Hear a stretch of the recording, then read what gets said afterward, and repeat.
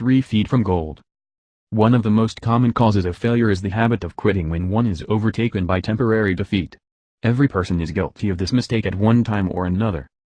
An uncle of R.U. Darby was caught by the gold fever in the gold rush days, and went west to dig and grow rich. He had never heard that more gold has been mined from the brains of men than has ever been taken from the earth. He staked a claim and went to work with pick and shovel. The going was hard, but his lust for gold was definite. After weeks of labor, he was rewarded by the discovery of the shining ore. He needed machinery to bring the ore to the surface.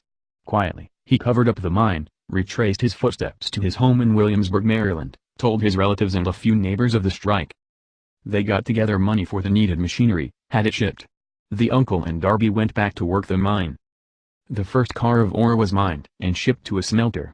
The returns proved they had one of the richest mines in Colorado. A few more cars of that ore would clear the debts. Then would come the big killing in profits. Down went the drills. Up went the hopes of Darby and uncle. Then something happened. The vein of gold ore disappeared. They had come to the end of the rainbow, and the pot of gold was no longer there.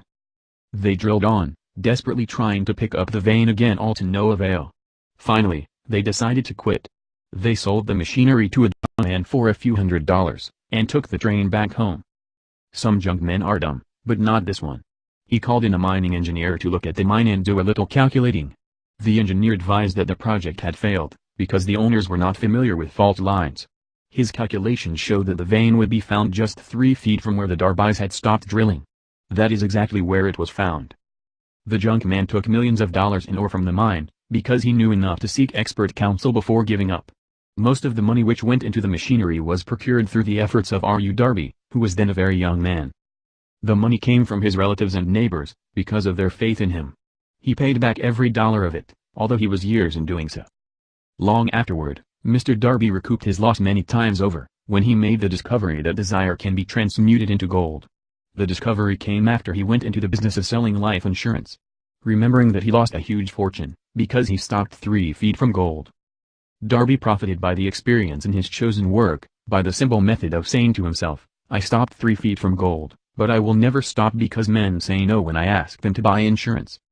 Darby is one of a small group of fewer than 50 men who sell more than $1 million in life insurance annually. He owes his stickability to the lesson he learned from his quitability in the gold mining business. Before success comes in any man's life, he is sure to meet with much temporary defeat, and perhaps, some failure. When defeat overtakes a man, the easiest and most logical thing to do is to quit. That is exactly what the majority of men do. Failure is a trickster with a keen sense of irony and cunning. It takes great delight in tripping one when success is almost within reach. Subscribe and click on the bell button to get updates of upcoming videos. Comment below if you like this video.